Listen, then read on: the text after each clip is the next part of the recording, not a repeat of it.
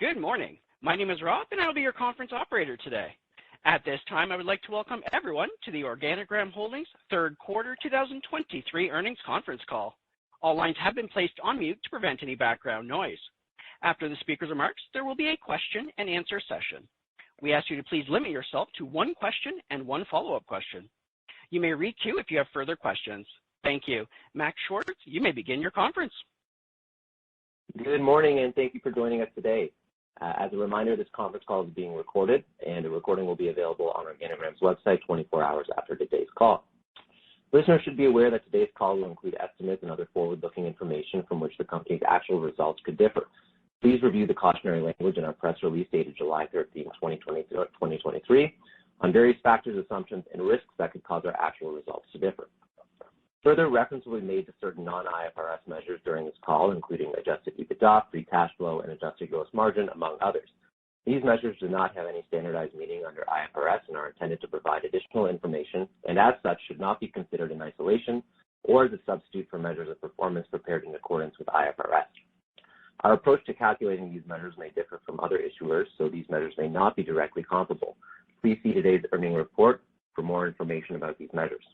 Listeners should also be aware that the company relies on reputable third-party providers when making certain statements relating to market share data. Unless otherwise indicated, all references to market share data are sourced from Highfire in combination with data from WeedCrawler, provincial boards, retailers, and our internal sales papers. I will now introduce Beena Goldenberg, Chief Executive Officer of Organigram Holdings, Inc. Please go ahead, Ms. Goldenberg. Thank you, Max, and good morning, everyone. With me are Tim Enberg, our Chief Commercial Officer, and Derek West, our Chief Financial Officer. For today's call, we'll discuss the results for the 3 and 9 months ended May 31st, 2023, and a general business update. We will then open the call for questions. In Q3, the team at Organigram continued to position the company for sustainable long-term success while navigating the short-term challenges present in the industry. We were successful in the continued growth of our Canadian recreational business versus last quarter, with a 7% increase in net revenue, driven largely by success in hash and a late rebound in flower. Year-to-date, recreational net revenue also increased by $8 million, or 10%, over the same prior year period, reflecting growth in pre-rolls, gummies, and hash. Despite this positive momentum, 3 factors outside of our control contributed to the softening we saw in our Q3 financial results. Lower than expected growth in the flower category for Organigram, delayed international shipments, and the impact of our patent-pending Edison Jolts being removed from the market had the largest impacts on our net sales and gross margin for the quarter.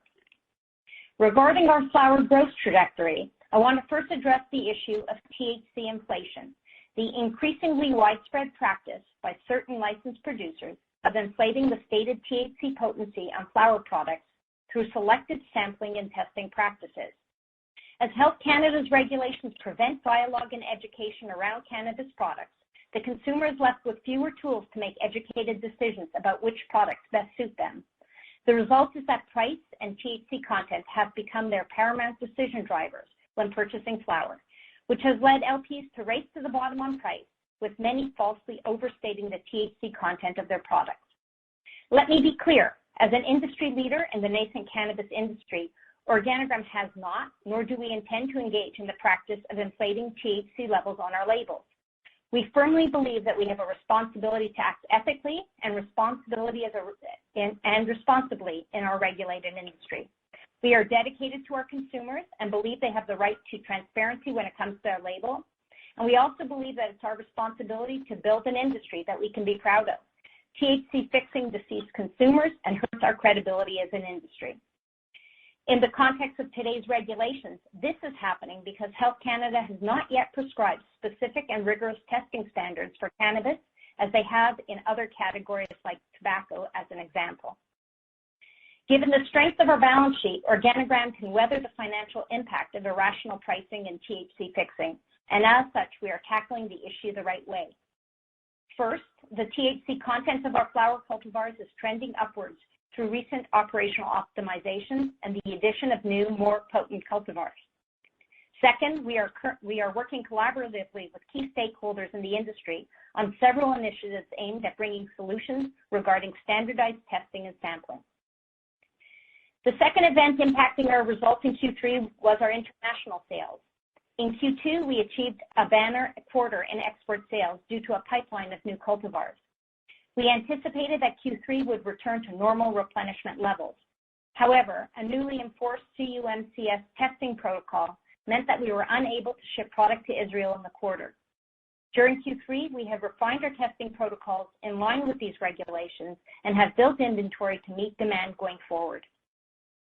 The third event impacting our results was the spot sale of Health Canada on our high-margin patent-pending Edison Jolts product.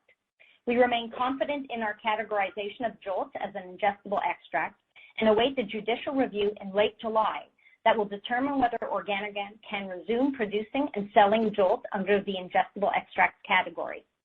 We still believe that Jolts is an important product within the extracts category, as its format, potency, and price point was highly successful in converting illicit market users to legal product. Now I'd like to move on to discuss some of the exciting developments from this quarter and what they mean moving into Q4 and fiscal 2024. Our strong balance sheet continues to be an asset in this competitive landscape and has allowed us to make investments in synergistic companies while maintaining our competitive edge in both consumer-centric innovation and production efficiency. In March, we made a $4 million U.S. investment into Green Tank Technologies. The investment provides Organigram with access to new industry-leading vaporization technology that will be exclusively available with Organigram products for a period of 18 months post-commercialization. This technology not only solves the clogging and declining flavor performance issues we see in the legacy vapes in the market, but we anticipate that consumers will experience a noticeable difference in potency. Green Tank-enabled vape cartridges are slated to hit the market in Q4 with 2 new SKUs and an additional SKU extending through into 2024.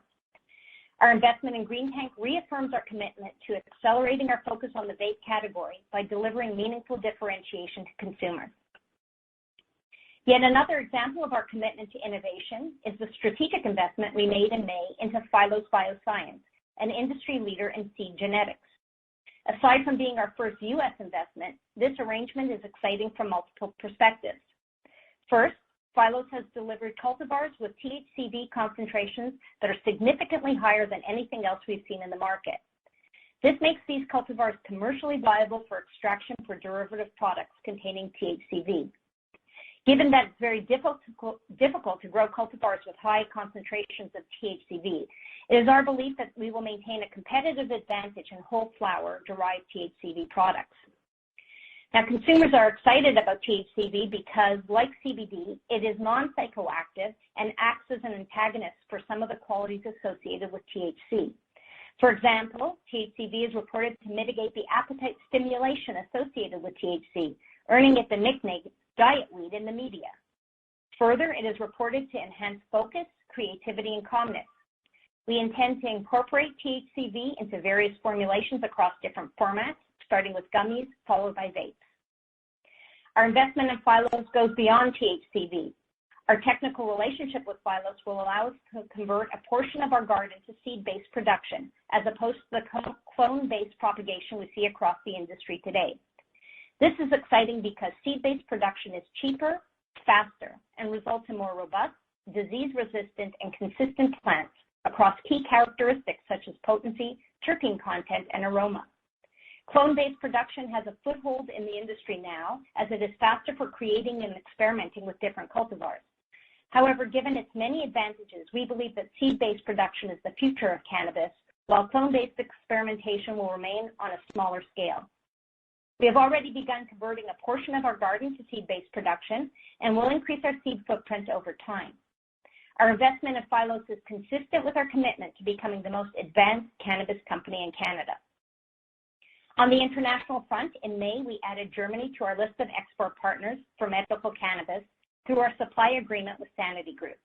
We continue to grow our list of international business partners and are actively pursuing opportunities in this business segment. Operationally in Moncton, we have invested in a variety of efficiency-improving and cost-cutting CapEx projects that will realize $7 million in annualized savings. We have internalized some of our testing requirements, implemented remediation in-house, commissioned rapid drying machines, which decrease drying time while increasing the available footprint in our Moncton facility for hang-dried flower. We automated our shred packaging, which reduced headcount. Our new Cantos pre-roll machine is producing tube-style pre-rolls at scale.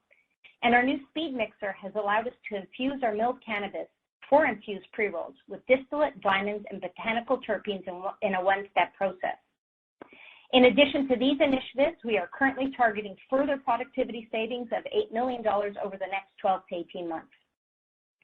It's amazing to see how our Moncton facility has developed over the 10 years Organigram has been in operation.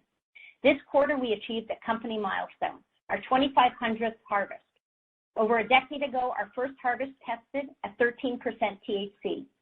Given our steady approach to growth and our disciplined, data-driven strategies to optimize microenvironments, our 2,500th harvest tested over 26% THC with over 3% terpene content. Incredibly, we have now cultivated and harvested over 200 different cultivars. At our hash and craft cannabis facility in Lac Superieur, our newly commissioned ultrasonic knife and automatic labeling has allowed us to keep up with the strong demand for our newly launched ShredX Rip Strips while cutting headcount by over 50%. Further, construction of our craft grow rooms is complete, and we expect them to come online this October. In Winnipeg, our state-of-the-art edibles production facility continues to drive impressive results, producing approximately 3.2 million gummies per month to support our ShredMs and Bonjour brands. Finally, I'd like to provide an update on our research and development activities with BAT at our Center of Excellence in Moncton. Both the product development collaboration and the Organigram commercial business are seeing significant benefits from a scientific development standpoint and in terms of revenue-driving commercial capabilities. The in-house extraction laboratory has resulted in the imminent commercialization of high-potency THCV extract derived from exclusive whole plant flower. Organigram has been able to test and learn about the inclusions of several minor cannabinoids, which has allowed it to expand into more complex minor cannabinoid stacks across several brands in the Winnipeg facility. The PDC is in late-stage development of a suite of emulsions, novel vapor formulations, flavor innovations, and packaging solutions, which are planned to be used alone and in combinations across the Organigram portfolio of products. The broad focus of the PDC has been the development of improved cannabinoid delivery, rapid and predictable onset, and products that target and satisfy a range of consumer needs. For ingestible innovations, Organigram is currently beginning recruitment for clinical studies so that the company can quantify and substantiate the benefit of these innovations. So after 2 years of R&D with the PDC, we are excited to begin commercializing the technologies developed within the Center of Excellence. And so to recap, we continue to grow our recreational business in Canada, and despite the softer net revenue and gross margin in Q3, we feel confident that we are entering Q4 in 2024 with a strong foundation in place that sets us up for long-term success. We have positioned ourselves to drive further cost out of our facilities. We continue to focus on the consumer with our investments in innovation, and we have a strong balance sheet with responsible stewardship of capital, all geared to delivering shareholder value in the long run. And on that note, I'd like to invite our Chief Commercial Officer, Tim Enberg, to provide his insights on Organigram's market share performance this quarter, new product performance, and commentary on trends we are seeing in the market. Thank you, Beena, and good morning, everyone. As Beena mentioned, Q3 saw the continued growth of our Canadian recreational business.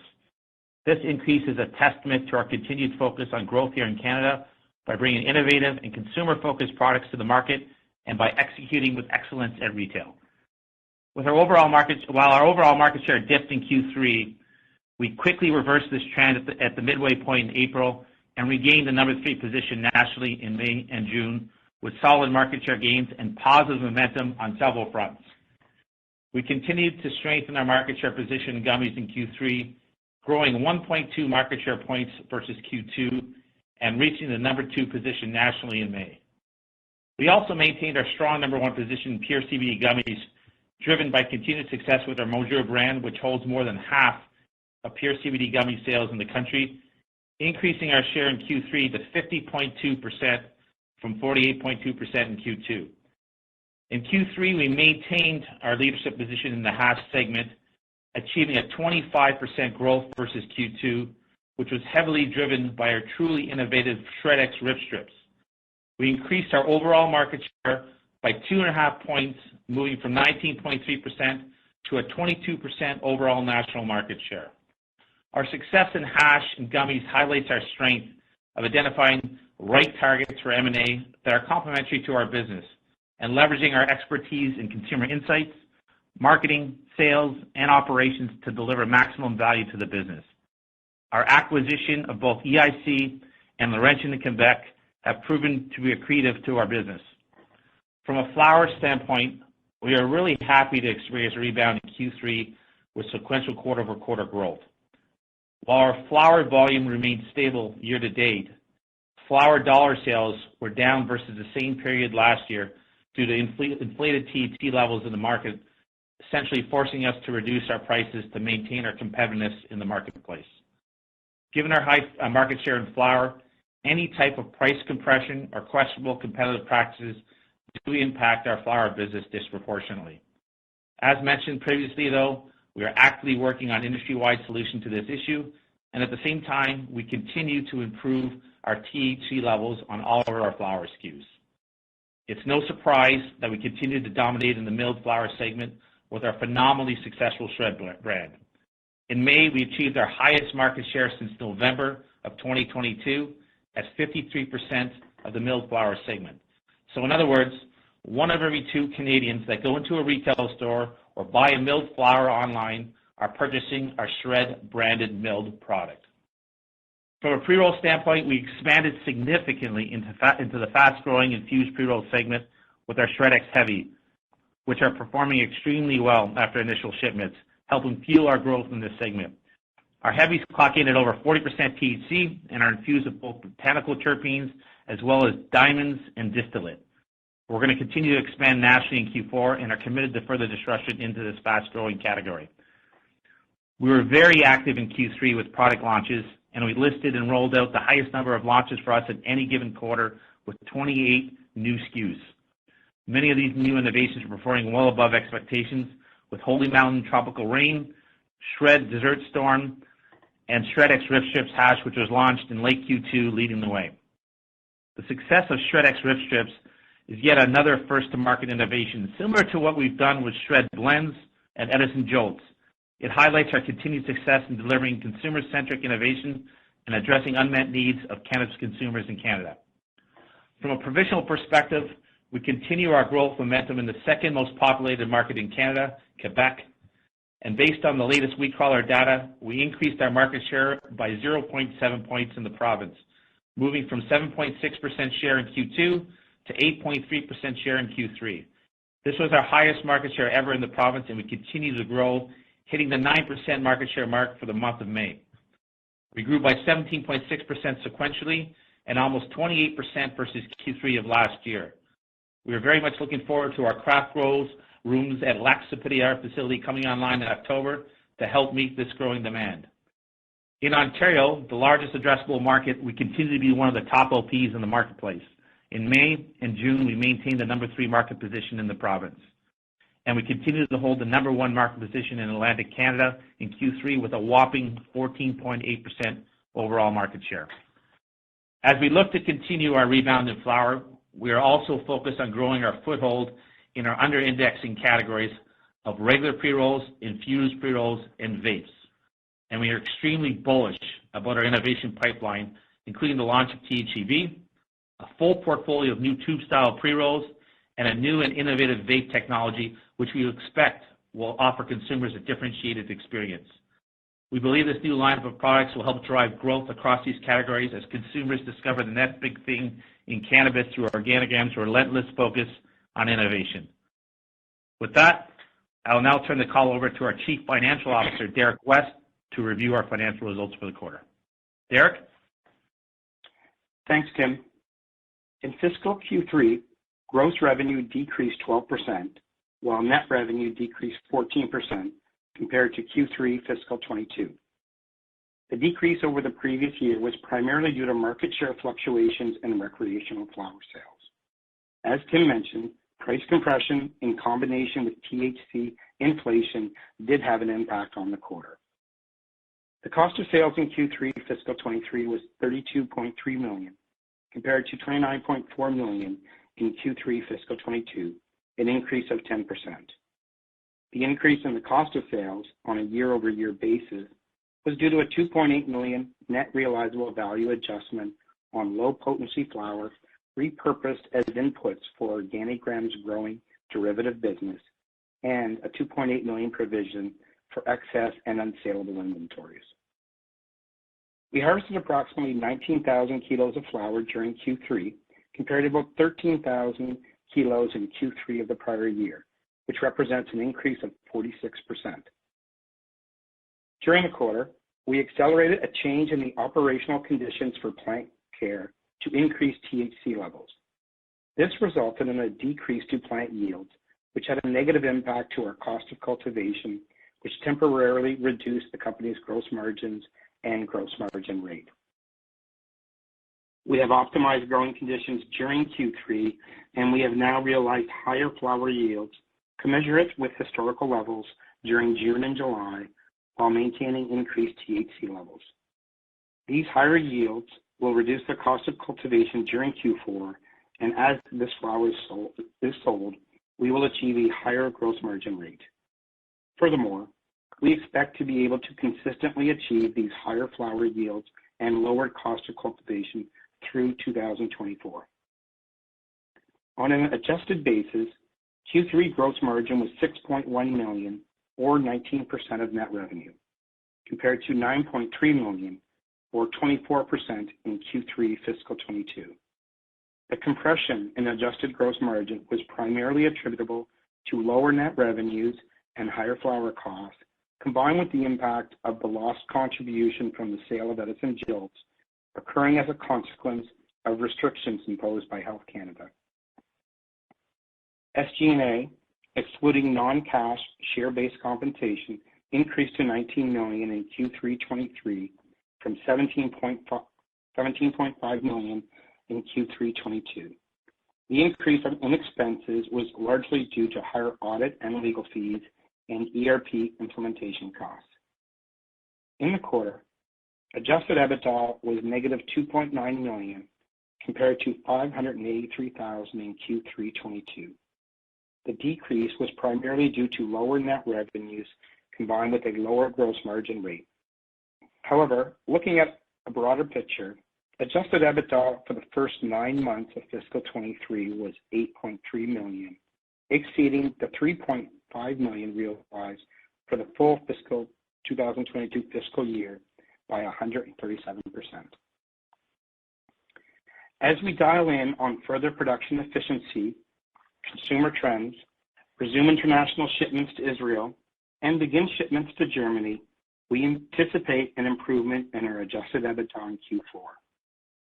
International shipments, which for the first 9 months of fiscal 23 was $18.3 million, exceeded the $15.4 million realized for the full fiscal 2022 year by 19%, and we expect international growth to continue through fiscal 24.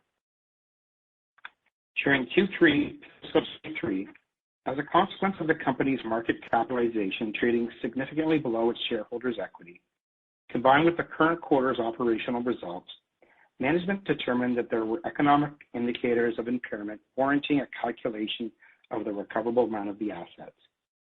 This analysis was done on a consolidated basis and also by cash-generating units. The impairment test considers several factors, including forecasted operational cash flows, net of the tax impact, ongoing investments into working capital and sustaining capital expenditures, post-tax discount rates, terminal value growth rate, and this analysis resulted in the recognition of an impairment loss of $191 million. A meaningful contributing factor to the quantum of the impairment charge was related to the impact to flower sales and margins due to THC inflation. When considering the significant sales and margin that flower product categories, specifically all of dried flower, milled flower, pre-rolls, IPRs, and international flower sales collectively contribute to Organigram's financial results, this was a key driver to the amount of the impairment loss, which was allocated to intangible assets and goodwill in the amount of $38 million and $153 million in relation to property, plant, and equipment. In the quarter, we had a net loss of $213 million compared to a net loss of $3 million in Q3 '22, and this was mainly driven by the $191 million impairment charge. It should be noted that all things remaining equal, this impairment loss recorded on the company's PPE will result in an approximate 5% improvement to the gross margin rate as we move forward. From a statement of cash flows perspective, net cash used in operating activities before working capital change was $5.5 million in Q3 fiscal 23, compared to $6.4 million in the prior year period, which is primarily due to favorable changes in working capital, partially offset by lower adjusted EBITDA. Cash used in investment activities in Q3 23 was $3.5 million compared to cash provided at $51.7 million in Q3 22. The net cash outflow for Q3 was primarily from the $8 million related to CapEx at the facilities, combined with the $10 million cumulative investment in green tank and silos, net of redemptions on short-term investments. On a year-to-date basis, the company utilized cash for capital expenditures of $22 million, investments of $10 million, and $5 million was invested into its net working capital assets. In terms of our balance sheet, on May 31st, we had unrestricted cash of $53 million and restricted cash of $22 million for a total of $75 million, with very low debt. We believe our capital position is healthy and that there is sufficient liquidity available for the near to medium term.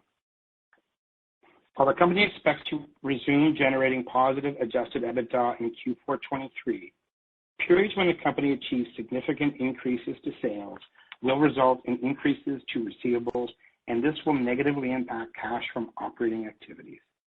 The company forecasts a remaining cash CapEx spend of approximately $10 million for fiscal 23, and if completed as planned during this fiscal year, the company expects to generate positive free cash flows by the end of calendar 23.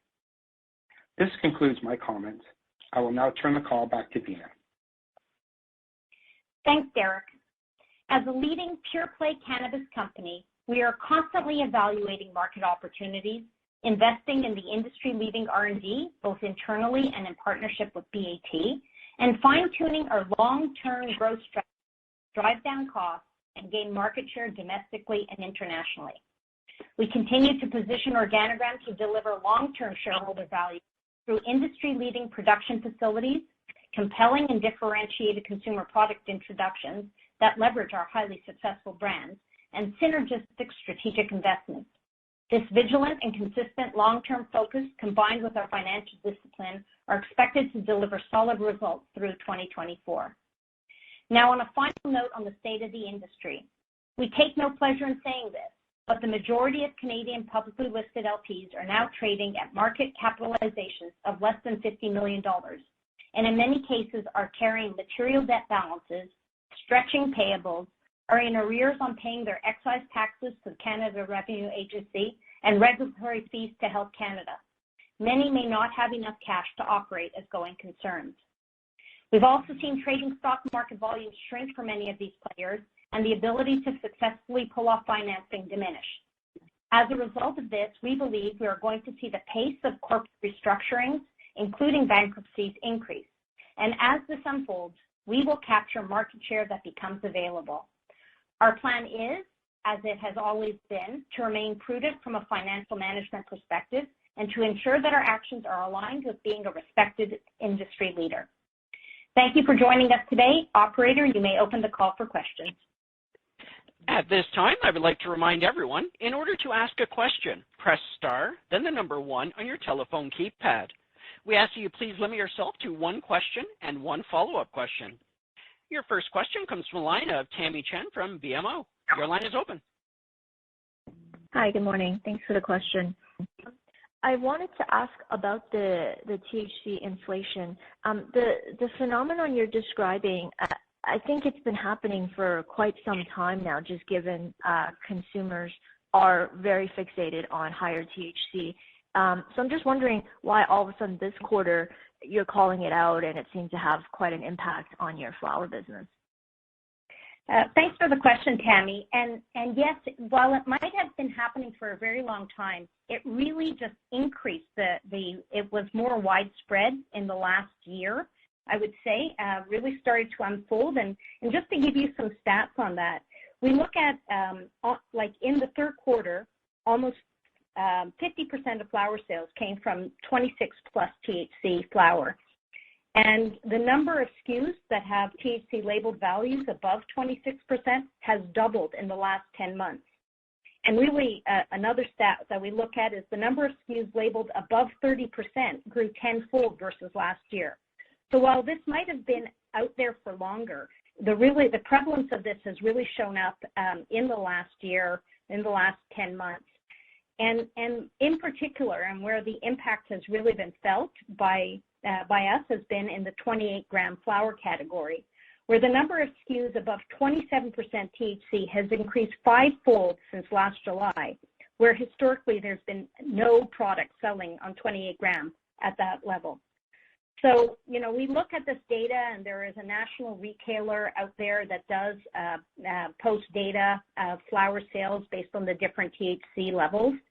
And we see that there are some licensed producers who were averaging, sales of flower in the 21, 22% range, and all of a sudden had a step change and now are showing 28 to 32%.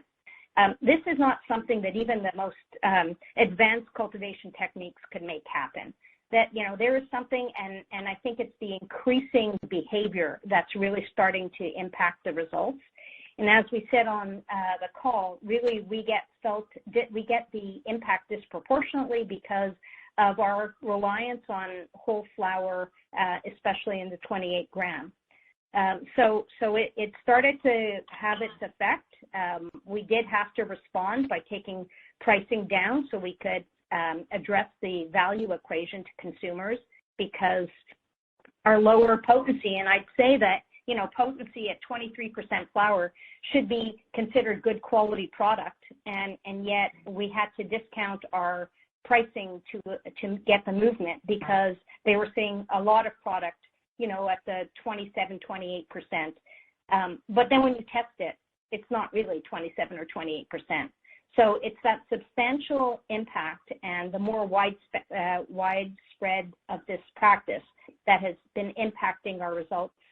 Basically, we started to see the dip in our flower market share in January. We took actions in our own facility. We accelerated some changes to really get to the higher potency product to get it out there to compete. And it did have a short-term impact on our cost of flower as we made those changes in our facility. But we're doing what we can to move up our potency in a proper way with proper testing. And at the same time, we have been talking to key stakeholders. We've been speaking, sending in comments to Health Canada. We've been talking to the boards, and we've been talking to other labs and really looking at finding solutions to address this issue, because we feel strongly that is not fair to our consumers. It's deceiving them. And so that's, our way of approaching this issue in what we consider a leadership position. I see. Okay. Thank you for the added context on that. So it impacted particularly the 28 gram format for you.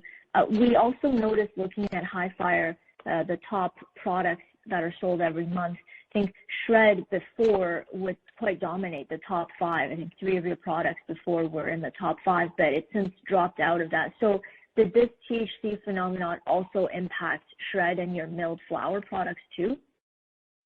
Yeah, so certainly it impacted all flower. It affected pre-rolls. It affected our milled flower. But you could find milled flower out in the marketplace that claims 30% plus. And everybody knows that when you mill flower, you lose trichomes, and that's just not something that could happen. Like that's just not a correct label. So there is impact there as well. But I think the other impact to our Shred milled flower is that because pricing has come down so significantly on whole flour, the value equation of milled is not as it used to be, as people are getting higher potencies at lower prices on just whole flour. And so to address this on milled flour, and we started to see again some good momentum as we moved out of the quarter, we started to introduce some new flavors. We brought in a strong dessert storm offering that has received great reviews. But on top of that, we started to introduce a 14-gram offering. So we have historically been in 7 grams. So we are addressing it, but yes, absolutely, we're seeing it in milled flour. And just one more comment around pre-rolls. You're seeing it in pre-rolls as well. And we had a third-party lab go out and had, 8 different labs testing a sample of pre-rolls for their potency. And the 8 labs on average came in at 18.7% potency for those pre-rolls, and yet the package was labeled at 25.5%. So we are seeing this across formats in flour and pre-rolls, and it's an issue, and it's why we've highlighted as a big, important issue the industry has to deal with. Thank you. Thank you. And your next question comes from the line of Frederico Gomez from ATB Capital Markets. Your line is open. Hi, good morning. Thank you for taking my question. Still on this THC inflation topic and this higher THC trend, I'm curious, what is this strategy to better compete with these higher THC flour pre-rolls going forward? Is it just about adjusting your cultivation, or is there anything else you can do to differentiate your product, given that consumers are mostly interested about THC content? And then longer term, what is your view on this sort of THC race? Where are we going to end up here as we continue to get flour with higher and higher THC levels? Thank you. Right. Thank you, Fred. And yes, so there's a lot of things that we're doing, and there's sort of short term and then there's longer term. We recognize that going to government and, to Health Canada, those are the right things to do. We need to get standardized testing protocols,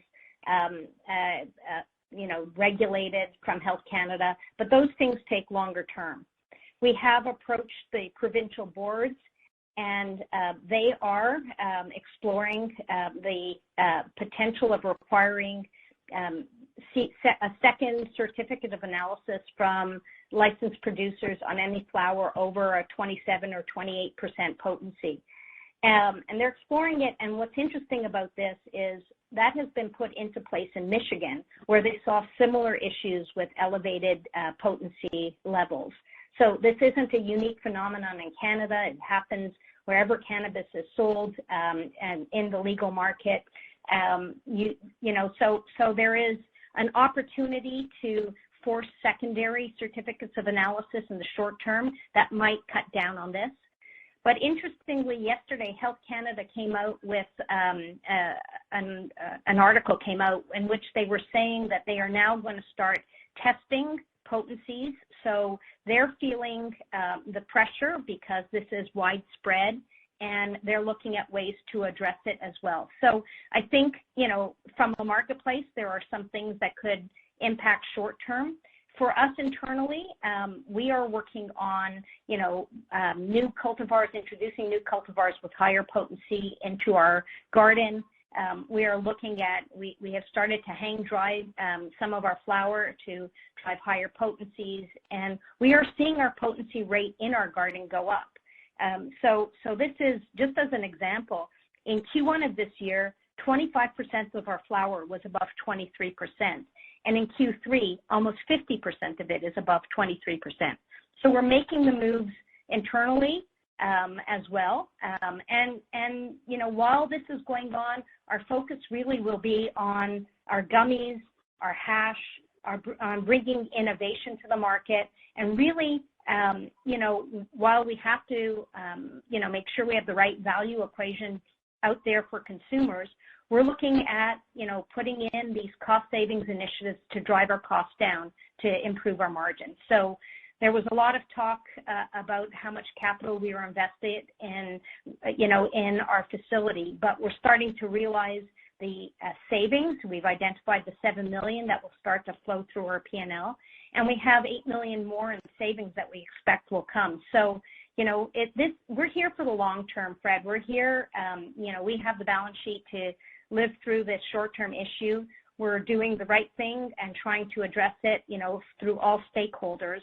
But at the same time, we're working on getting our costs down so we could become, again, improve our margins in this, price compressed margin. And sorry, I forgot one last thing. As you know, the OCS has changed their markup model. We expect to see that flow through in the fall. And again, that's something that one of the boards is doing to help us address margins in this category. So the boards are involved. The government, Health Canada is involved. We're we're working with other labs to get this addressed.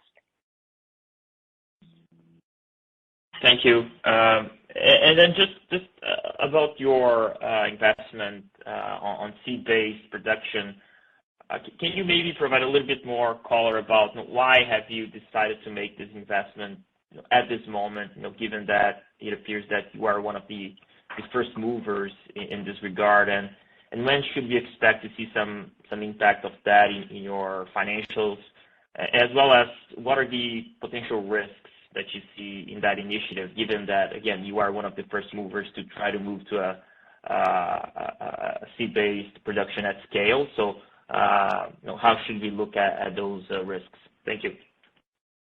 Right. Thanks for that question.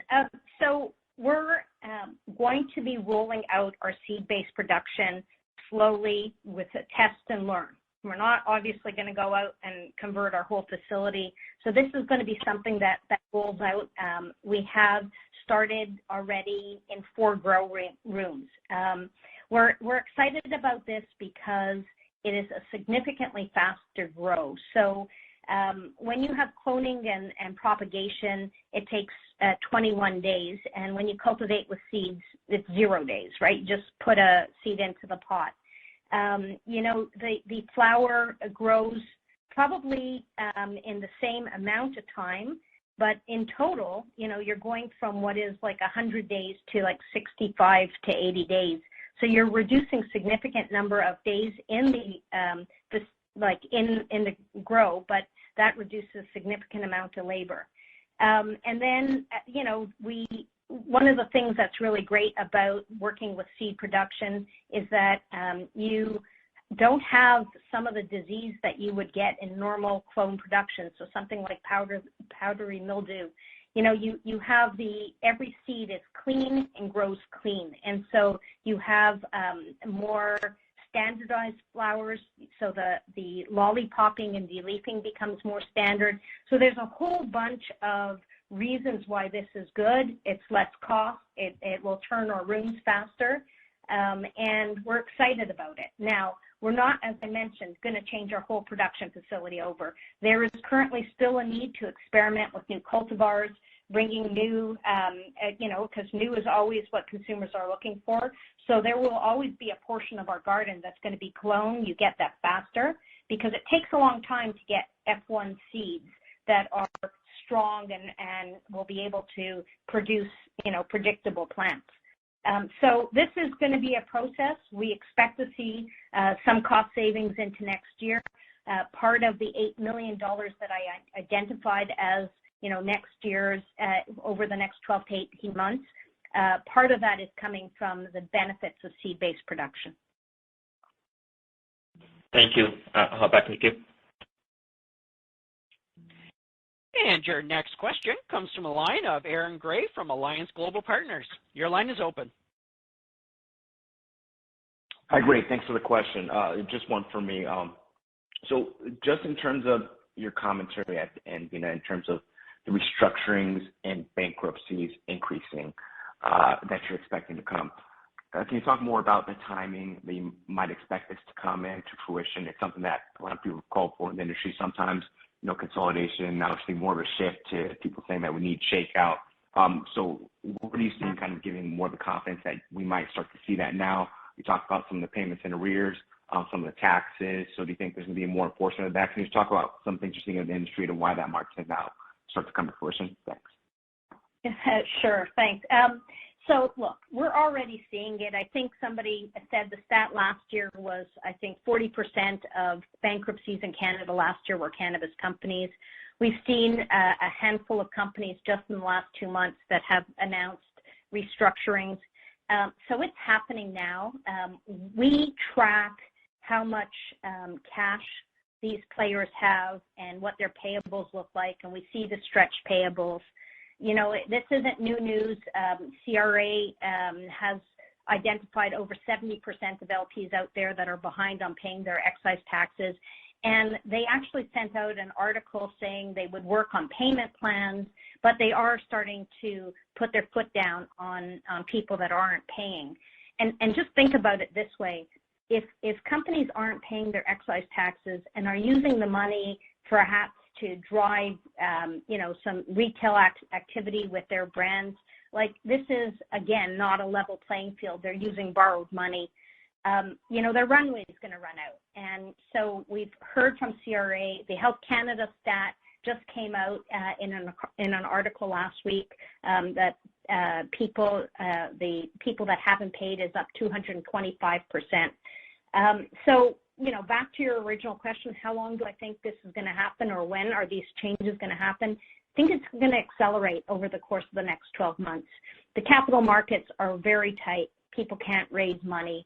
And their runway is going to be up, right? And so, we are just, we're there, we're watching it, we're understanding, and, we're going to go after listings where a company who's gone into some form of restructuring is likely not going to continue to replenish at that level. And if we have competitive products, we're using our data, which stores, where are the listings, how do we gain that market share and continue to strengthen our business as this turbulence goes on through our industry.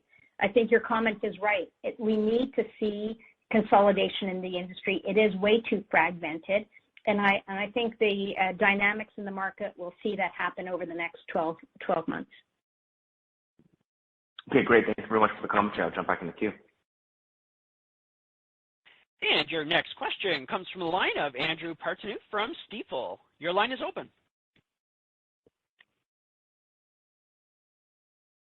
Hi, good morning. Thanks for taking my question. I wanted to talk a little bit about your guidance and as well as the impairment reported. So you had lower international sales this quarter. That was just a delay, and higher production costs from lower yields among some other things. But these to us seem to be the main causes of the lower EBITDA. But both of these things seem to be quickly reversed, and you're guiding for positive EBITDA next quarter.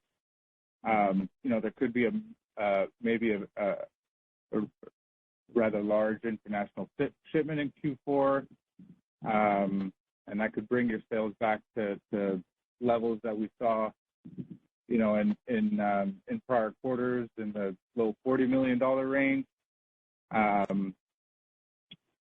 So that all suggests a pretty quick rebound, but at the same time, you had a $190 million impairment.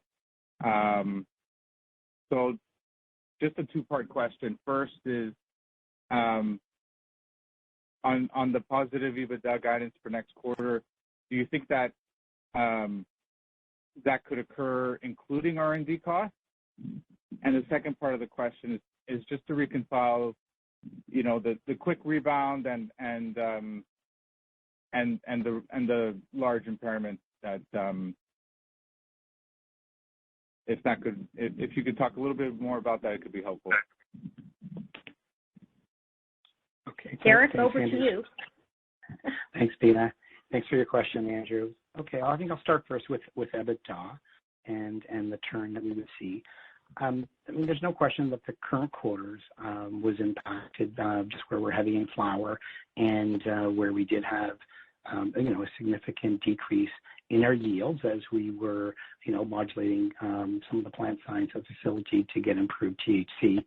This increased our cost of cultivation quite significantly, quite quickly, and got into the cost of the flower that essentially was part of our cost of goods sold this quarter. Now, by the very end of Q3 and in the first part of Q4, we have returned to prior higher yields, and that is the main driver on the overall cost of cultivation, and the cost of cultivation is the main driver for our flower margins, which accounts for 70% of our revenue. So that flower will need to push through our P&L. I would say we'll get a part pickup during Q4 on the lower cost of flower that we're starting to harvest now. There will be a bit of a drag still from some of the higher costs that did occur during Q3, but overall we will see an improvement to our flower margins. I think that our international, our B2B sales were lower in Q3 than one would be on a normalized quarter for us. Those tend to be higher margins category for us, so we do see a pickup there for Q4. As well, we have other cost initiatives that we've done that Dina spoke to, and more automation that allows for throughput. So we do feel that we will be able to, further improve our margins and throughput at the facility with the automation, helping us for Q4 to get back to positive. Will it cover the RD and not? I'm not going to provide specific guidance on that. We're getting too exact, but we do believe that we'll get back to a positive EBITDA in Q4 and into fiscal 24, growing as we move forward. As it relates to the impairment, the consequence of the impairment were really driven by two factors. One, cannabis share prices being so low for us and others, then as compared to what that means for our market cap compared to our carrying value. So that becomes an indicator where there's a review. Secondly, when you consider that our Q3 operational results are below our internal expectations, and those two combine together to lead us to require to do a detailed analysis and review. As we did this review, we're starting at a lower point than we were when we did this review in the past, in the sense that there is, with THC inflations and headwinds in the near term on this, that it does somewhat impact the modeling as we look out, despite optimism and innovation that we do plan to bring to the table, allowing for growth to sales and margins. As well, we have a discount rate. The interest rates have gone up. The risk factor for cannabis companies and for forecasting is higher. So the WACC of the discount factor is higher than it would have been in the past. And I think that combined to result in the need to book an impairment this quarter. I would say that the small benefit from doing this adjustment is that the allocation to property, plant, and equipment will decrease our depreciation and our cost of goods sold moving forward, and we do expect a 5-point improvement to our margin rate as this is fully flowed through the P&L. But based on the economic conditions of the market, of the industry, it did lead us to do this review, and given all factors, it did require us to make this impairment.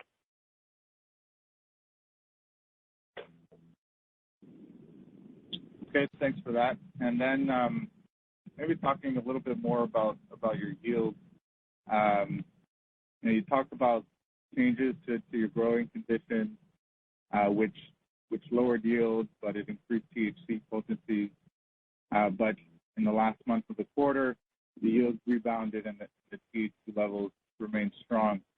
I'm not sure how much you want to go into detail here, but any kind of detail would be helpful to talk about. What kind of changes did you make that resulted in a temporary loss of yield? As I would imagine, if you're changing growing conditions in an environment and then keeping those growing conditions stable, then that yield loss would be permanent. Yes, so Andrew, good question, and let me explain that. I think we've talked in earlier calls about the implementation of fractional watering in our facility. And we had done a lot of work in our plant science area on the benefits to fractional watering over the course of the day rather than, flooding in an approach to watering the plants. We rolled out our fractional watering because we honestly believed it was going to give us higher THC content. But we went too quickly, we rushed it, we accelerated it through, didn't get the right conditions. We saw a drop in our yields as we were growing those plants, and unfortunately you kind of have to wait 3 months to see the impact of the implementation. As such, we started to adjust our approach to fractional watering. We got it right. We were able to reproduce what we saw in our plant science area.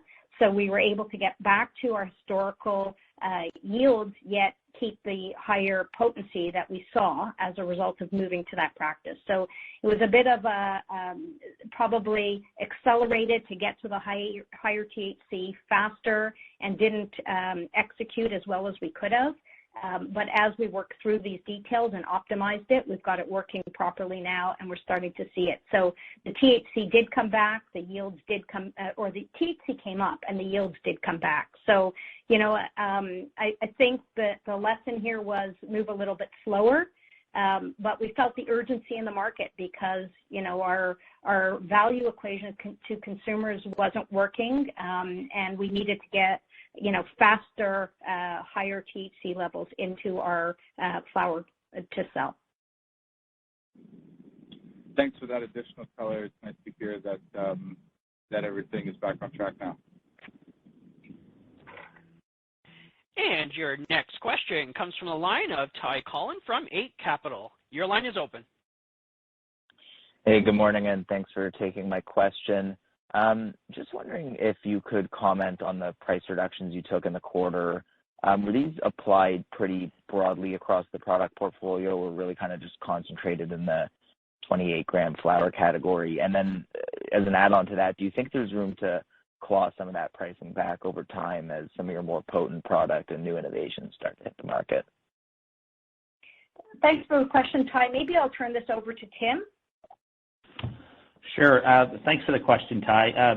So we did start looking at price adjustments, and primarily on our 28-gram size format. If you look at our overall SKU mix, 60% of our flower volume comes from shred, and 40% comes from whole flower. And really the impact to us was really around the 28-gram value equation that Beena referenced to. So we looked to do a price increase on our big bag of buds in early spring. And so that's where we had the biggest impact. In some cases, we took a price decrease of about 20%. So we were retailing at about 142, originally went down to 119, and then THC continued to go up, but our value equation was in balance. So our price to THC ratio was off. So we had in order to be more competitive, we had to lower our price even further. So we went down to the floor for our big bag of buds to about a $99 ounce in Ontario, and in some other province. Depends on the province. It wasn't across the board, but we did make some changes in certain provinces to ensure that our value equation was balanced. So if we look at the overall market right now, volume growth is growing in flower. Now, the last 6 months versus the previous 6 months, we're seeing volume go up by about 10%. We're just seeing sales dollars go down by about 3.5%. So there is price compression in the market, and it's likely due to most competitors or most LPs in the market making adjustments to balance off that value equation or the price to THC ratio. In our case, we've gone as deep as a 20% adjustment, but in some cases it hasn't been that deep. Okay, great. Thanks for that. And then, Beena, regarding your continued interest in the U.S. market, obviously a couple of key catalysts in play there before year-end, including safe banking and the Biden admin's scheduling review. Are those catalysts influencing your thinking on how and when to make additional investments in the U.S.? And to the extent that you're still considering THC assets, how might that sort of investment be structured, particularly given BAT? Right, good question. So first of all, we do continue to look at the U.S. market. It's obviously an interesting market for us, but while it remains not legal federally, we obviously have to protect our TSX and NASDAQ listings. But we're watching it carefully. I'm not sure safe banking makes a big change, but certainly the descheduling is something that we are looking at to understand our opportunities. But at the same time, when you think about what we did with Phylos, we dipped our toe into this, into the U.S. market with that investment through a convertible loan. We found a way to do that kind of investment and still stay on side with our listings. And so, we will continue to look at opportunities. Look, the market is depressed right now. There are assets in the U.S. that are depressed as well, and there are opportunities out there. So we do have the balance sheet. We do have a great strategic investor in BAT, and we'll continue to look at ways that we can take advantage of the market conditions while we, focus on, strengthening our business in Canada. Great. Thanks for that, Pina.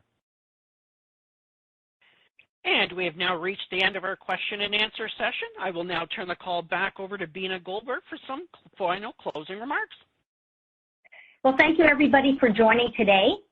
We're really playing the long game here at Organigram. We're focusing on, what is the right thing to do for this industry. We're focusing on innovation and differentiation and getting our costs, lower so we can improve our margins. We feel very confident that we have a winning formula here, and we look forward to updating you again on our Q4 results. Thank you for joining. This concludes today's conference call. Thank you for your participation. You may now disconnect.